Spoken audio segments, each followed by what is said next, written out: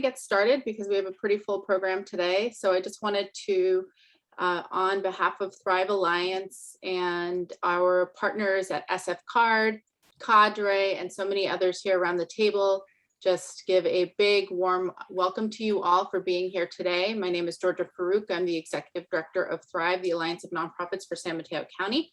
I'm joined by team members Petra Silton, our Director of Advocacy and Education, Kirsten Chedek, our Operations Coordinator.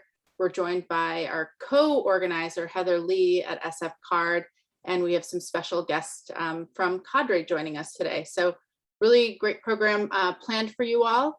The title of today's program is San Mateo County Collaborating During Disaster. We know we've had our share of response to disaster over the last few years.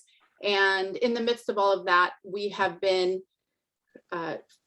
thinking through how to become more robust and more organized as a county. We know that pockets of the county have really done a great job with this, the coast side and other parts of the county. But what we're looking to do is create an effort that is broader and deeper across the entire county.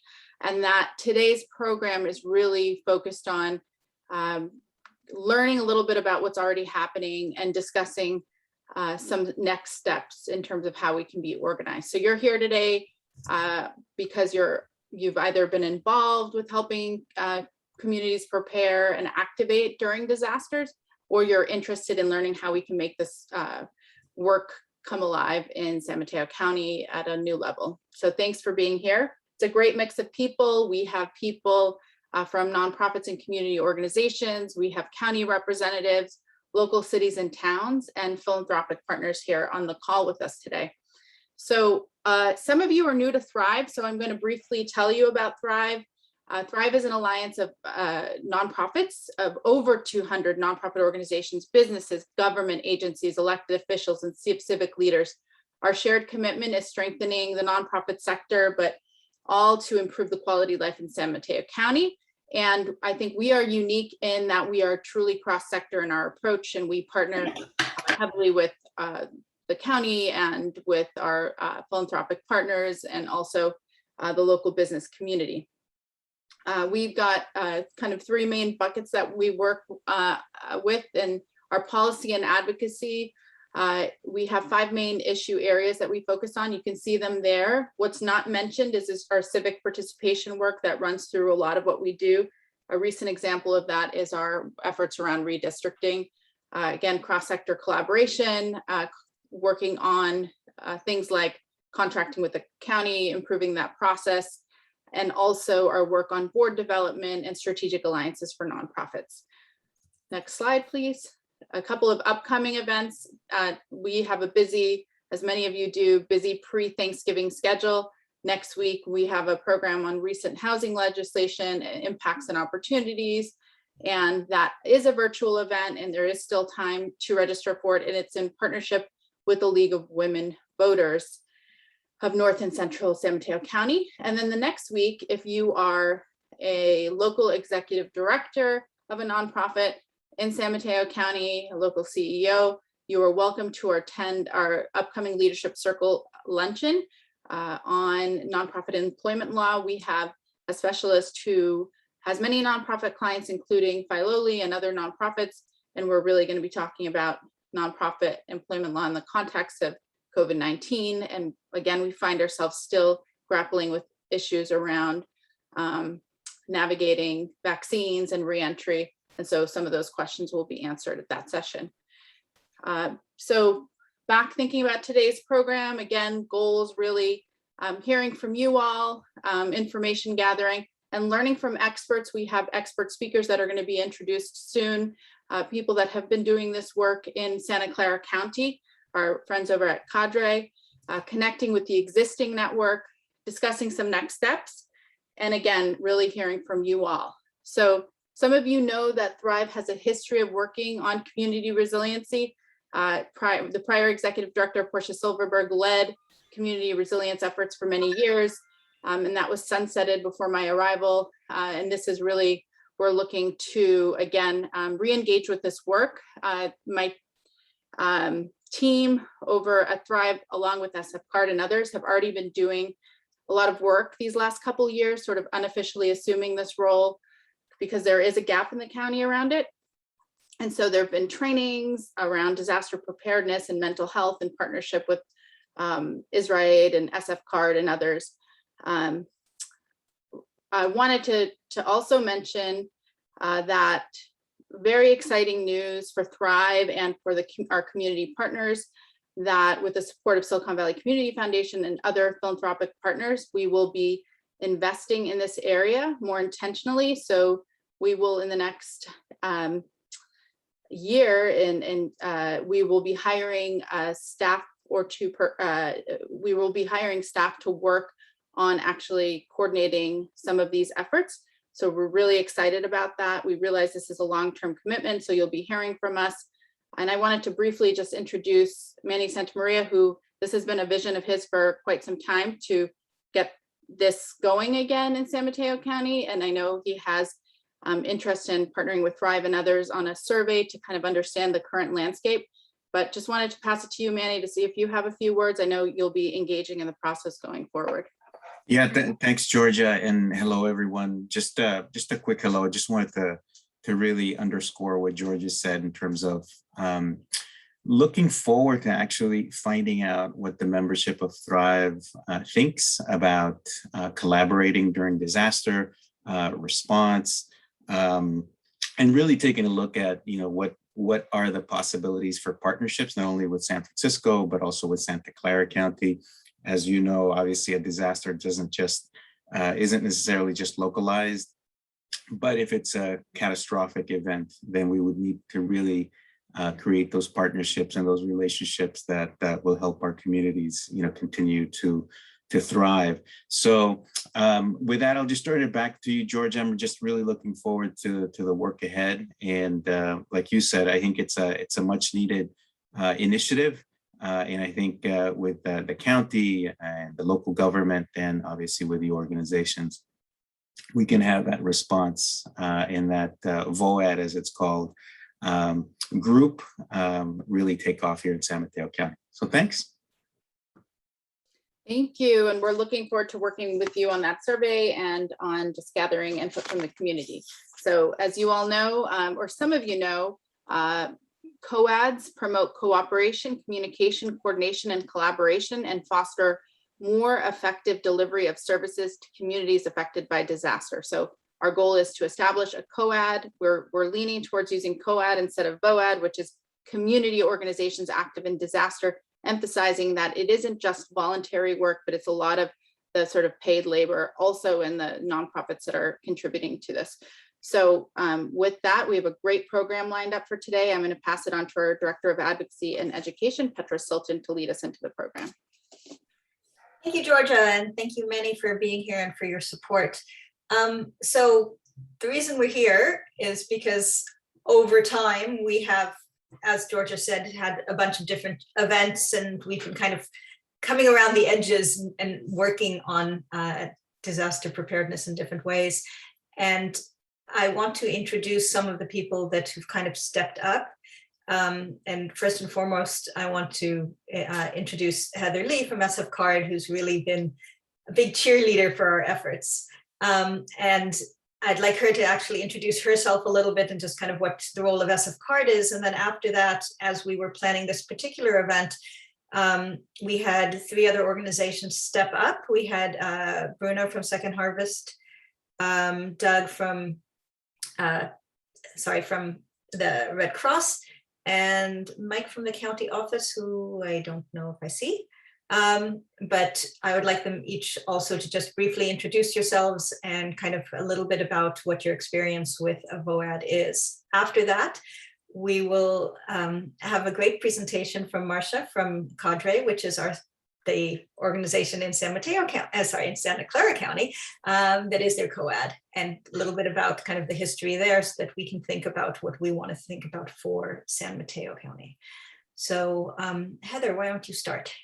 All right, thank you, Petra and Georgia, for organizing this, for being a partner with me. My name is Heather Lee. I work with an organization called SFCARD. The SF feels kind of legacy.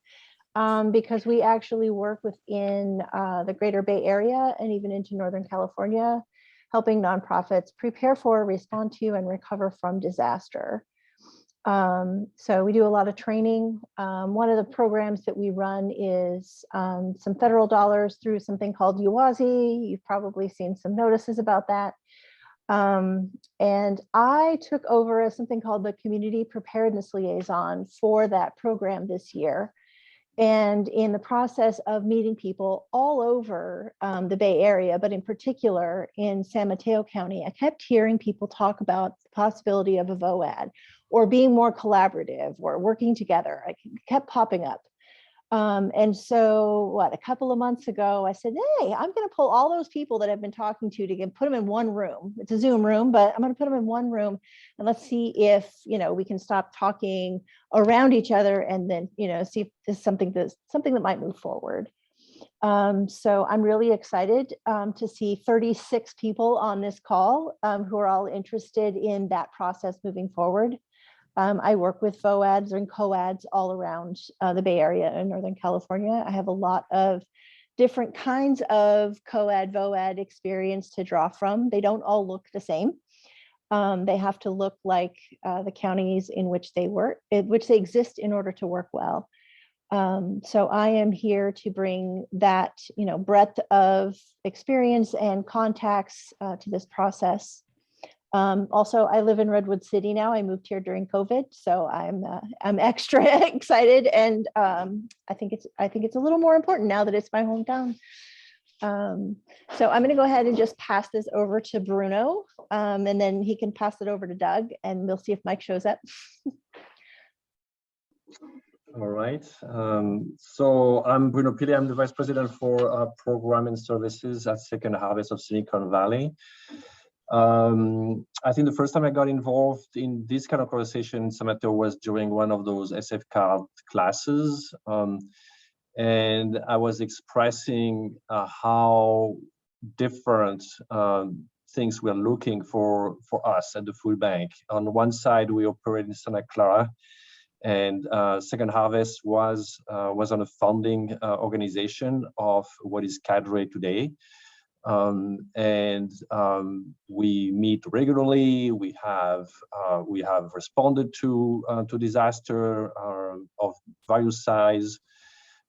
We have very clear connection, communication. I pretty much know well how I have to step in and how I can engage the resources of Second Harvest and the network of people with whom we are working and respond to disasters. So that I know very well because of all of this work that has been done going on for several years. And I must say that I feel very insecure when it comes to San Mateo. If something was happening of some size beyond just a city, an apartment fire or things like that, I have no idea how it will work. And I have no idea how we bring the resources of Second Harvest when it comes to food into a disaster in San Mateo. So I was expressing that at this class. And I guess, I think Petra was there, if I'm not mistaken. And I think that's maybe where Petra started to decide that she wanted to do something bigger and try to rally all of us around the table and see if we could put something together like a COAD. And so I'm very excited to see that day is happening, and we have some conversation about, does it make sense for San Mateo and how would we do that in San Mateo? And then I was supposed to pass the baton to Doug. I don't know if Doug is on the call already. Yeah, thanks, Bruno. My name's Doug Coons. I'm the Northern California Coastal Region Community Engagement and Partnership Regional Program Lead. Also the San Mateo County Community Engagement and Partnership Coordinator. So in my regional position, I've seen a lot of benefits and the value of organizations being able to work together as opposed to individually and separately. And I know a lot of people think that it's not going to happen in San Mateo. Hasn't happened, but it does happen in San Mateo. We've had situations where we have had significant disasters. And if we really have a real major one, as Bruno said, I'm not sure how we would get along. It'd be very difficult, all working separately and working our own way. So if there's any way possible that we can all get together, I think it would be beneficial to everyone involved. And with that, I'll pass it on to, I guess, Mike.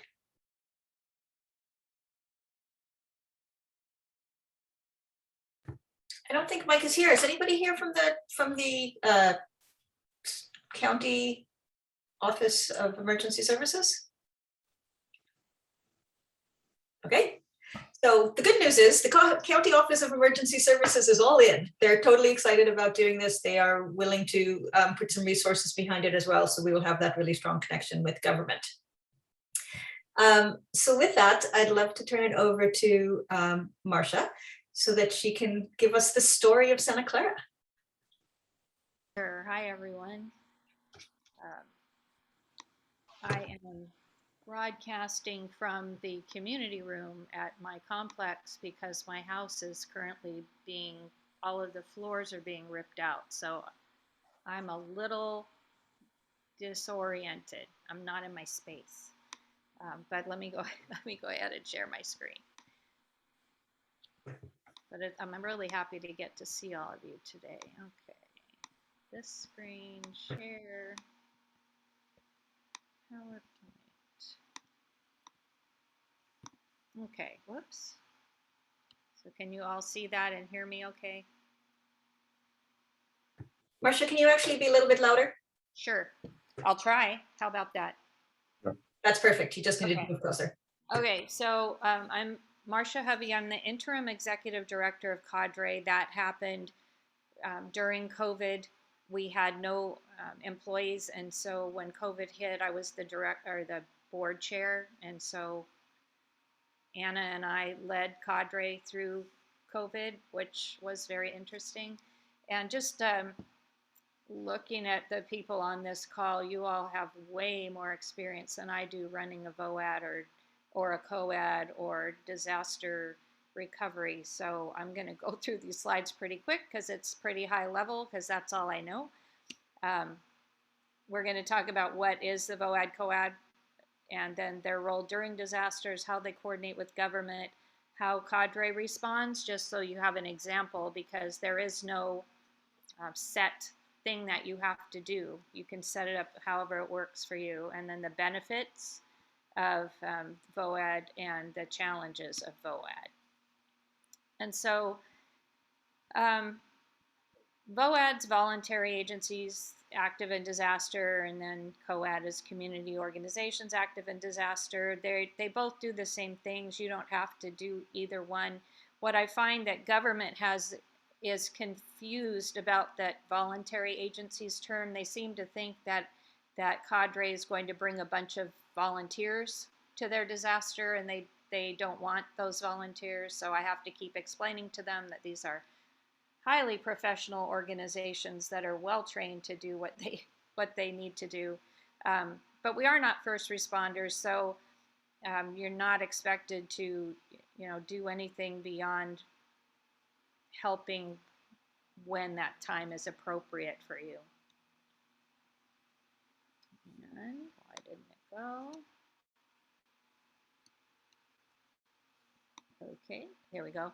You already heard this. It's communication, coordination, collaboration, and cooperation. That's what VOADs do.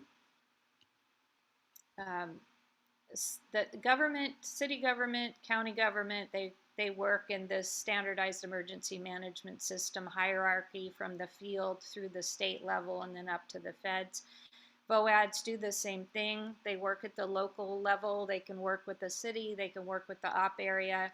We have a Northern California VOAD, so we coordinate with them. We always coordinate with them and listen to what's happening in other parts of the state. And then there is a state there's a state VOAD and a federal voluntary agency liaison. So we have access to resources, and during disasters, state and federal will send us notices when resources are available for us. and then we can certainly ask for things. We operate just like the government does in that hierarchy.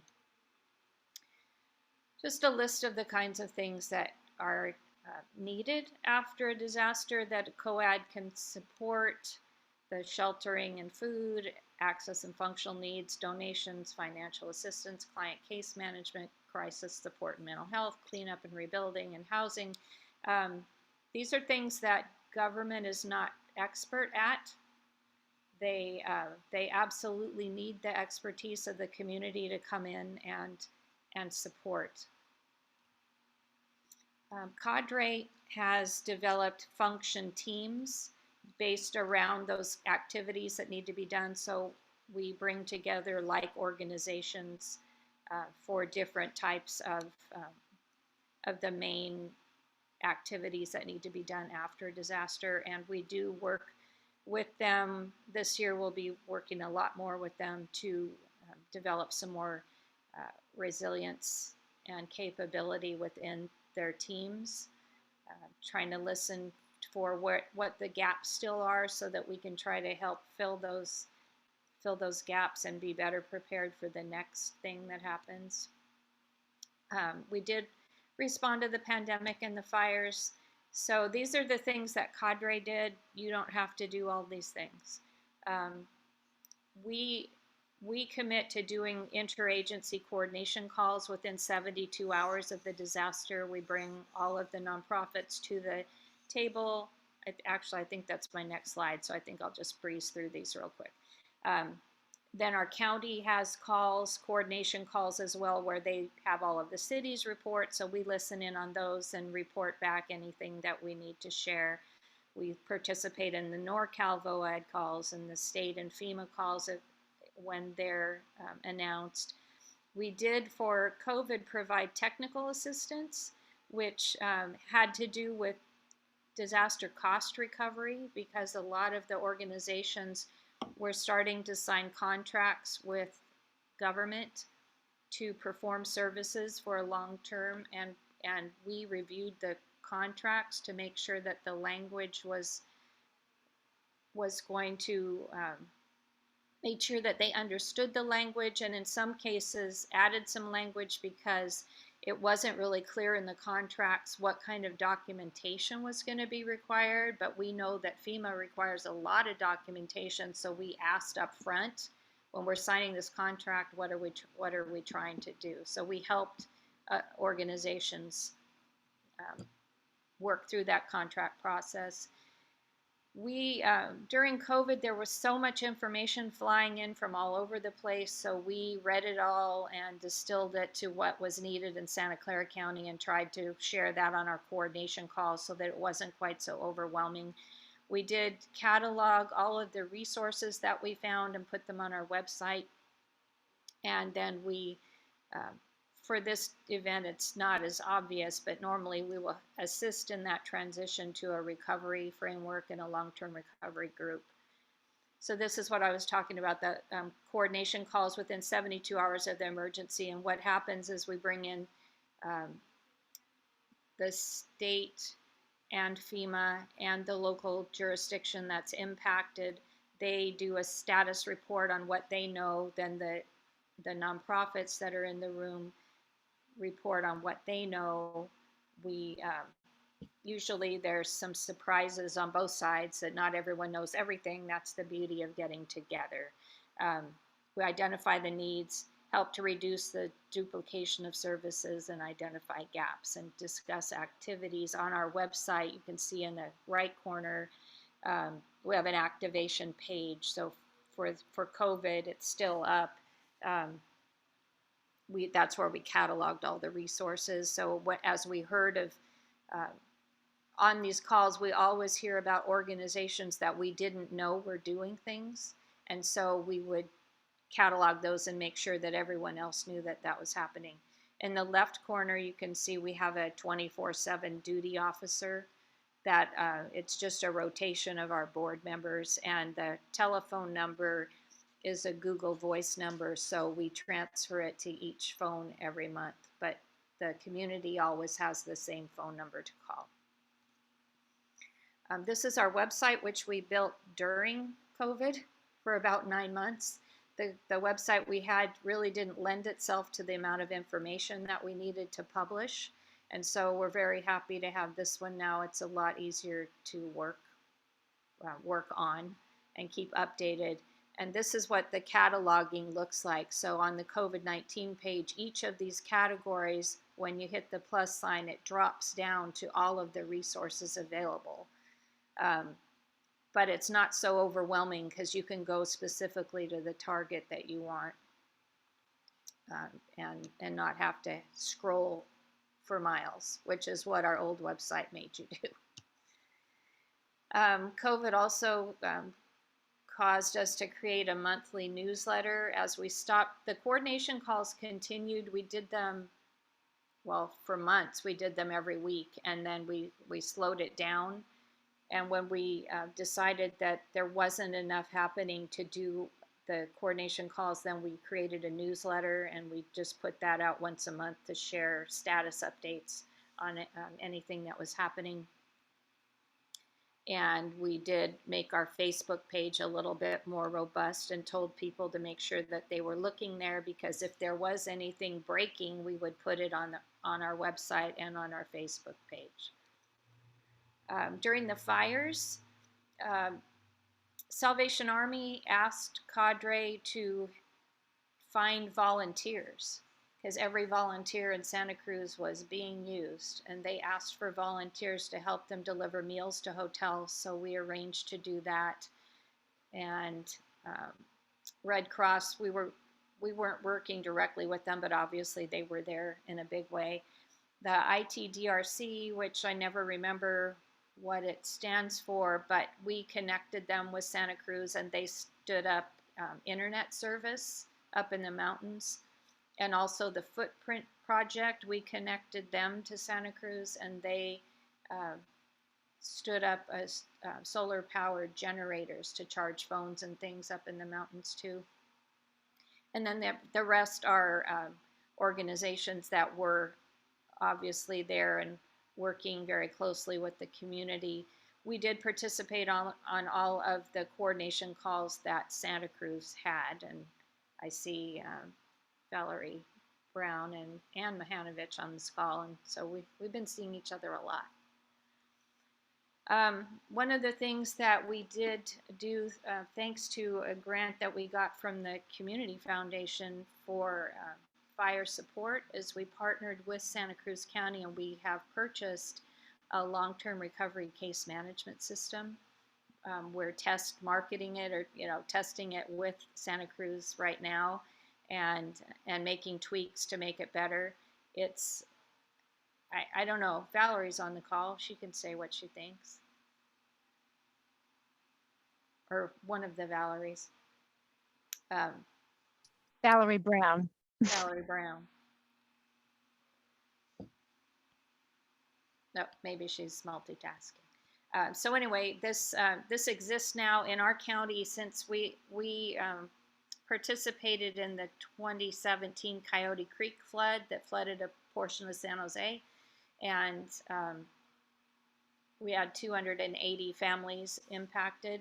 But one of the things that was very obvious at that time was nobody knew which clients were getting what resources, because everyone was doing their own thing. And they were making the clients for each different organization, they had to fill out a new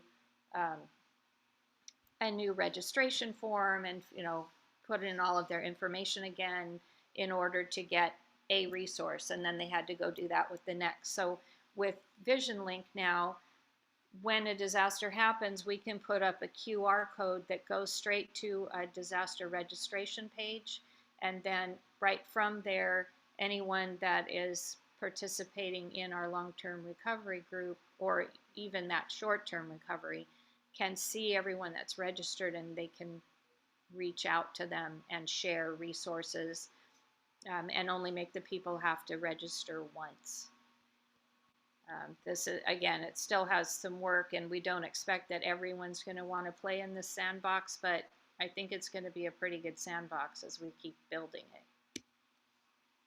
benefits of a VOAD and a COAD. Well, one of the things is that because you're not a direct responder as the nonprofits that are out there delivering food or door-to-door meals or shelter, we can stand back and hold on one second. Let me stop that.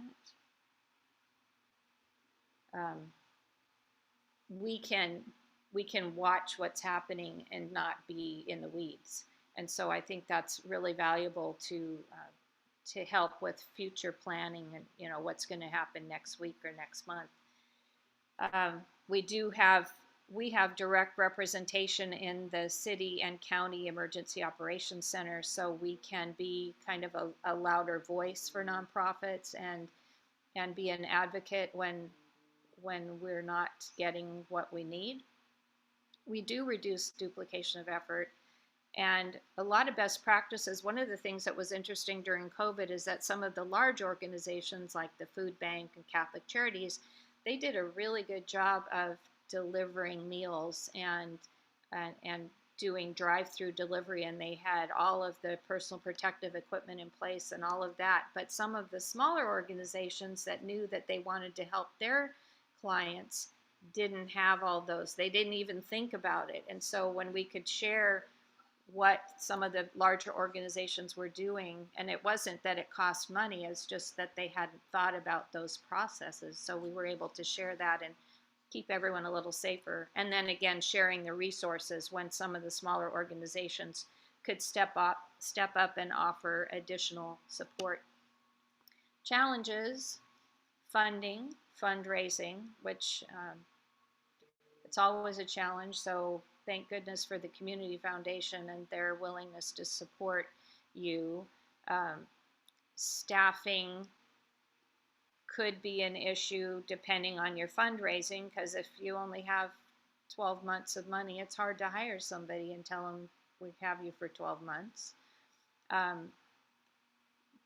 Keeping the momentum up when there aren't disasters, and that may not be a problem anymore, unfortunately, because it seems like we're always going to be doing this. But when it is quiet, it's, you know, you have to keep people kind of interested and involved. And as different organizations change leadership, you've got to keep them involved. And then the long-term recovery part, which if you don't have a VOAD and have some conversations about what long-term recovery would look like, then you really are starting from scratch when the disaster happens, and that's a slower process. So I think that's the end. These are my two contacts, and we're around again. We're just your neighboring county. We're happy to help you anyway, and we would always be there if something happened to you all. So that's it from me. Thank you so much, Marsha. We really appreciate the overview and knowing what's going on next door and what we should be doing. Does anybody have any questions specifically for Marsha while she's here?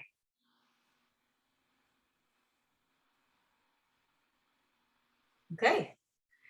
So for the next part of the program, this is really about kind of next steps.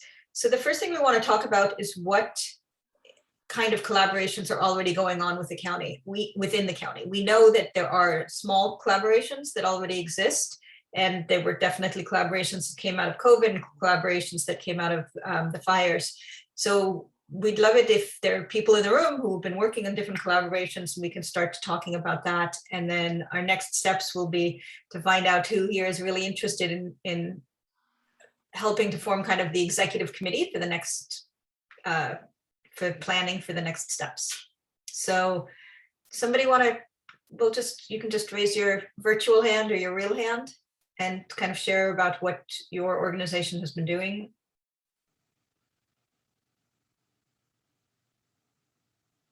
I will pick on people because I know that a bunch of people are doing things. Lynn, do you want to start? You're on mute. Could someone else start? That would be great. Sonia, do you want to introduce yourself? And Sure. This is, I am Sonia Bennett, and most currently serving as the program manager for the disaster case management program for the CZU fire in San Mateo County. So I am thrilled to see the possibility of the VOAD coming together. I've spoken with several of you on this call. I'm with the California-Nevada Conference of the United Methodist Church, and we typically respond during the initial response, during the local assistance center. Our churches would obviously respond in their communities with whatever their capacity is, whether it be, gas cards and grocery cards or meals, or some areas are able to do sheltering. It just kind of depends on what the church is capable, what they have capacity to do. But we also do disaster case management. And so one of the things that we're trying to assess still now a year later is what is truly the need for disaster case management among the survivors that were in San Mateo County at the time of the CZU fire. We know that only one person had received the maximum grant from FEMA, but there's about 80 people that received funding. And so we're just, I would love to know if some of you are working with any of the survivors at this point. Anyway, that's kind of what I'm doing. Thank you. Thank you, Petra. Anne, go ahead. Hi. I just participated with the Red Cross and we had an evacuation in Half Moon Bay 3 weeks ago because of the fire, because of the storm. And there was a mandatory evacuation, and we worked with the Human Services Agency. They set up the evacuation point. We worked with the schools. We worked with Oakland High, which was the TEP area. And then we set up a shelter at Cunha Junior High. And we had 2 people show up at our shelter. Well, actually we had more than 2 people show up at the shelter, but so that was just one example of a recent, we did provide food. We did not have where did the food come from? I'm not exactly sure, but it was good. It was just from a restaurant, but we didn't have anything kind of set up, to who do we call in Half Moon Bay, at least that I was aware of. Who do we call in Half Moon Bay if we need some food for the first couple of days? Because usually when we shelter after 72 hours, we get the food, we get something permanent in place. But for that first 72 hours, food is a need to provide breakfast, lunch, and dinner to our shelter residents. Thanks, Anne. Is anybody here from the coast side? Because I know they actually have an organization, CF, I think it's called, with kind of a very local COAD. Okay, it doesn't sound like there's anybody on there from there, but we will continue to talk to them.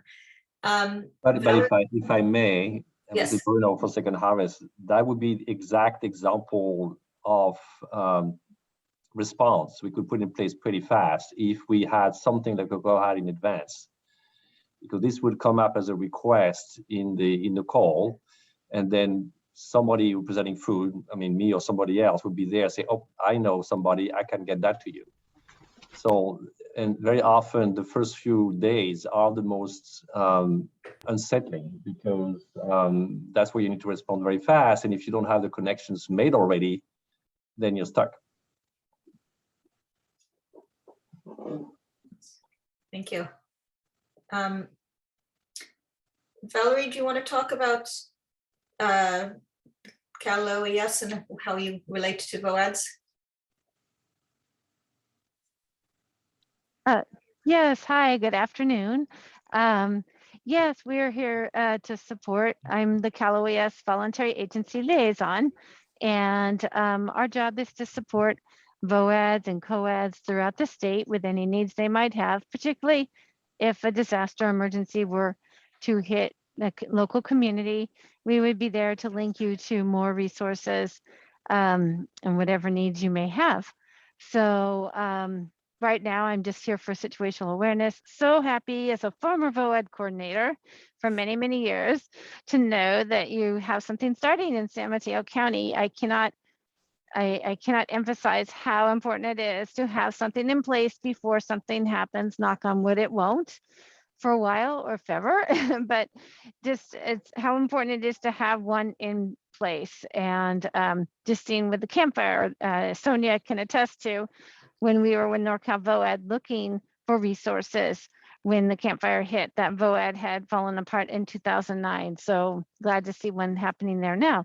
But when you have your resources and the people at the players at the table in place, it's just really, it just makes your recovery process, your response and recovery process go a lot smoother, easier for you to know who your CalOES and FEMA VALs are and how to reach out for resources and help. And yes, that's what we're here for.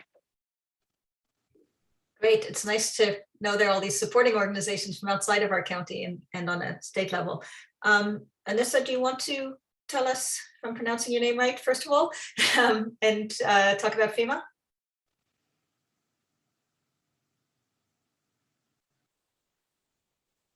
I'm just guessing from your title.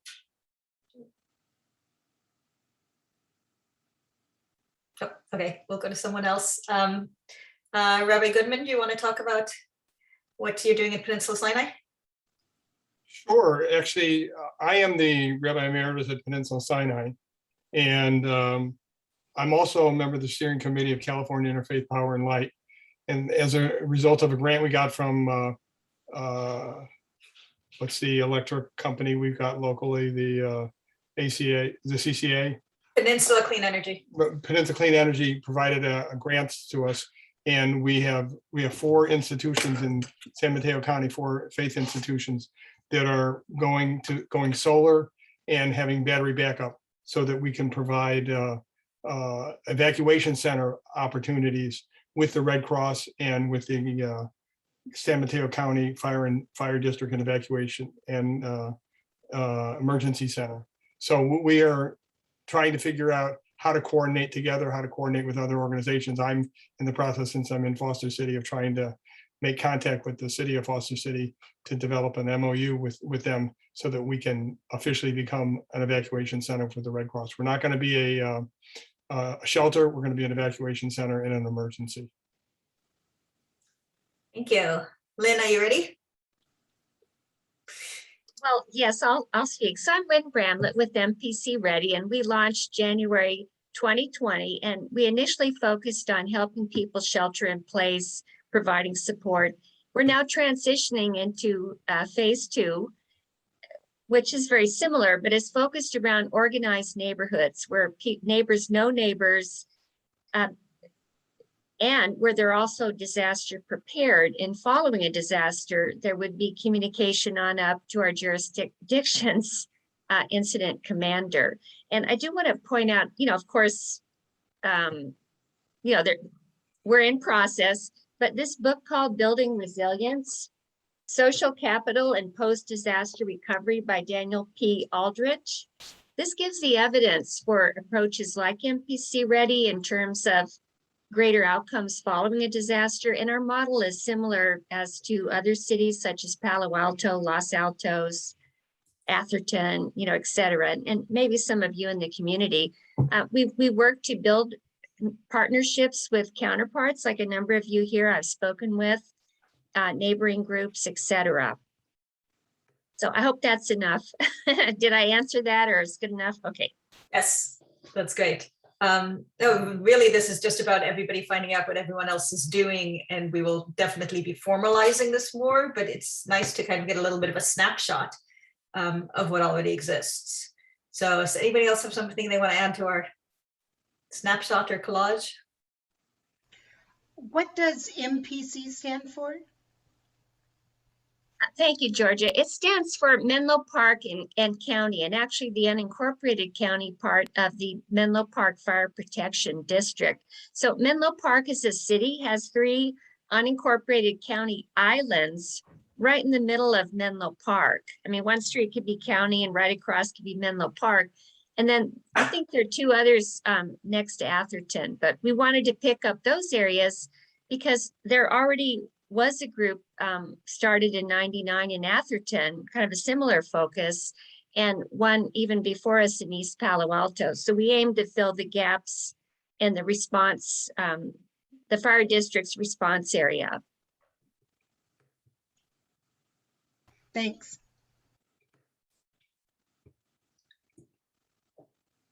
There are other people on this call who I know are doing work and don't. Hi, Petra, this is Doug. Yeah. I just wanted to talk briefly about some of the benefits. You know, recently, the recent fire, happened to be up in Northern California, and I was driving around looking for people that have lost everything, and it's difficult to find. And as I'm driving through Greenville, which of course was destroyed, the problem was here is an organization that's ready to assist people financially, and the problem is, how do we find them? And if we can all go together and everybody has a different way of finding people, finding some of their members, maybe faith-based organizations can contact members and so forth, that we can find more ways to assist these people rather than one person driving around trying to locate somebody or find out how to do that. And I think it'd be just a note to see, I think how important it is that we really consider this.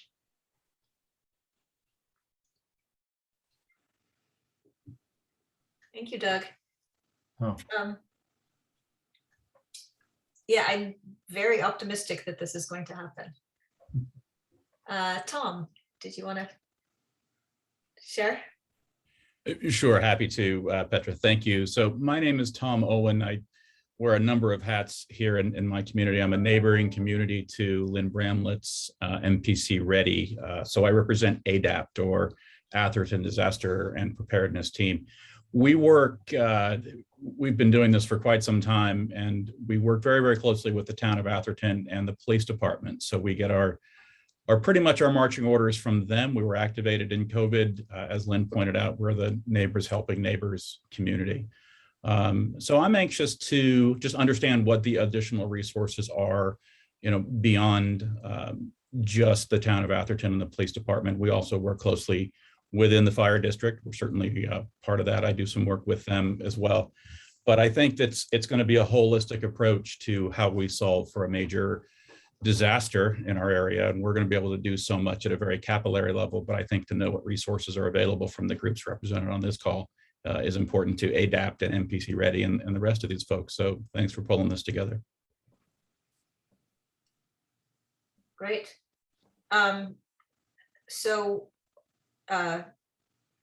Sandy, would you like to share? I saw you just went on camera. Sure. Hi, I'm Sandy Kraft. I run Neighbors Helping Neighbors for San Mateo County. And we're focused mostly mid-peninsula, pretty heavily between Redwood City and San Mateo up to kind of Burlingame. For the fires, we took a bunch of carloads down to Felton and Santa Cruz, and also to San Mateo County Event Center. That was the first fire, I think, or the first one we got involved with. And then we've done food distribution with One Life Counseling. And mostly going forward, probably going to try to do much more grassroots, like partnering people in the town that are older and can't get out if there's a need for evacuation, or disabled people. So trying to pair them up with other families in the town to kind of help them either get evacuated, or if they need supplies or they need someone to go bring them something. Great. Thank you, Sandy.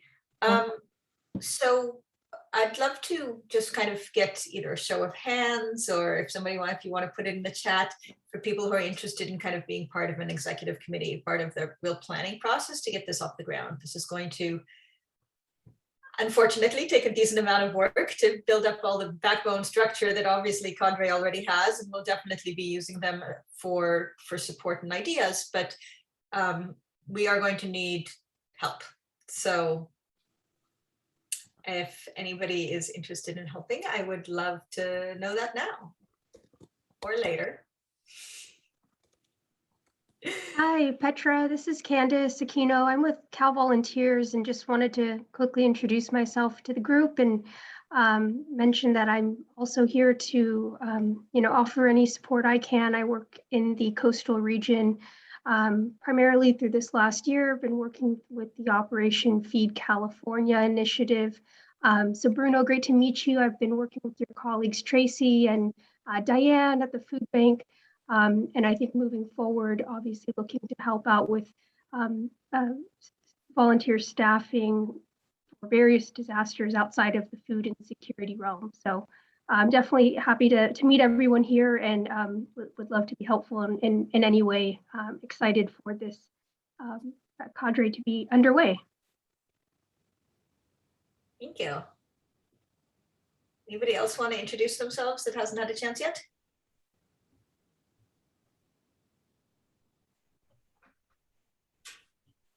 Lots of very quiet people on the call.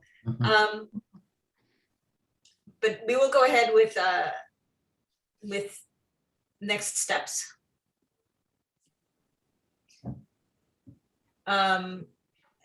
So as we will keep everybody who has signed up for this in the loop. Anybody who wants to be kind of on the initial committee trying to set this stuff up, please let us know. Heather has already volunteered, and Lynn, yay, we've got Heather, we've got Lynn. I feel like we should have one of those like big balloon things every time, like Heather, Lynn, Bruno, Doug. So we will, but we will invite everyone to that meeting, and then if you are available and would like to, that would be great. Sandy, that is an excellent question. What is the time commitment? We don't know yet. I have to worry about that kind of commitment right now. We all do, but we will. That's the kind of thing. Actually, we have to have the first meeting so we can kind of plan out. We're really at the beginning stages. We can't even ask for the time commitment because we don't even know what we're doing, like what the timeline is and how we're going to be doing it and how much support we're going to be getting from outside, etc. So all of that stuff will be happening soon, and we'll figure it out at that kind of first meeting. Sounds good. It would be really good to have you there, Sandy, to remind us not to overcommit ourselves. Yeah. Okay. We all need that. We'll send out a follow-up email. There are definitely people who are people are putting little private messages in, people who are being shy, but that's okay.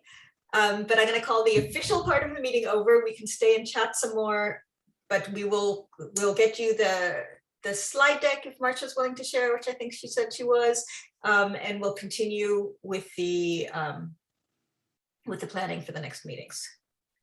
So, but thank you all for coming, and please stay and chat.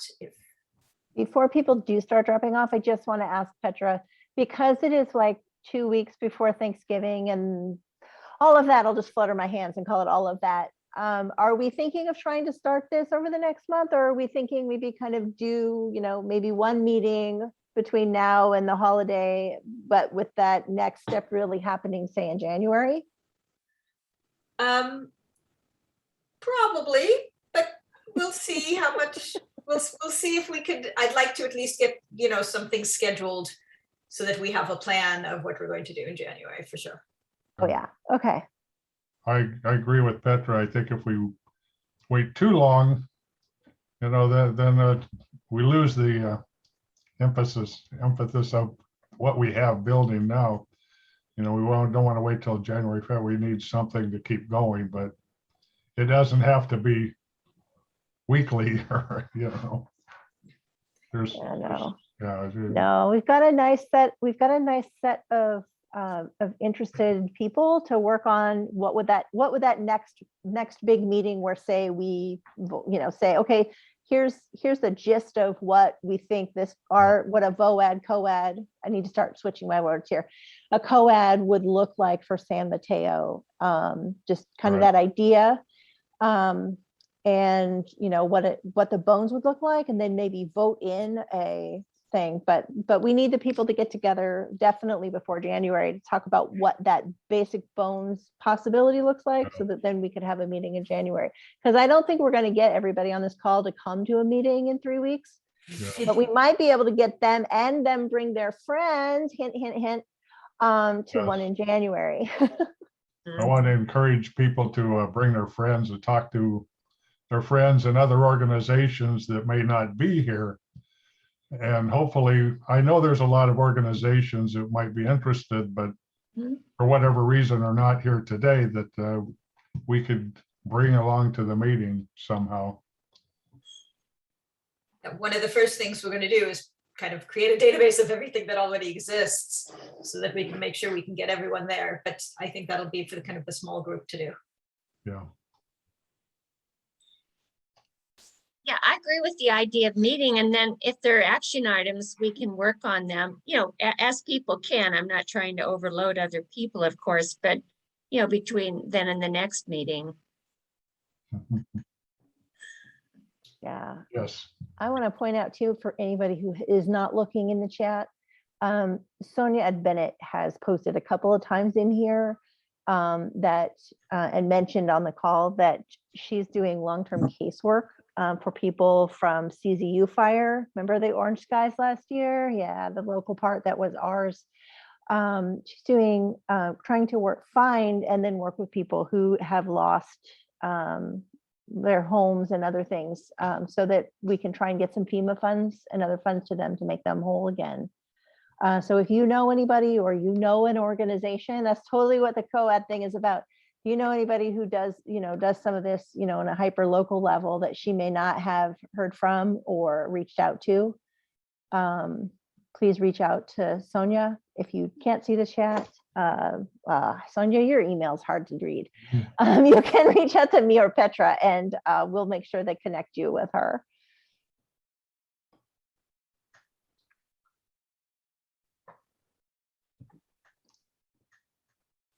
Thank you guys all so much for coming. Thank you, Heather, so much for your partnership. Really appreciate it. And Marsha, for all your help and information, and Doug and Bruno for your partnership as well.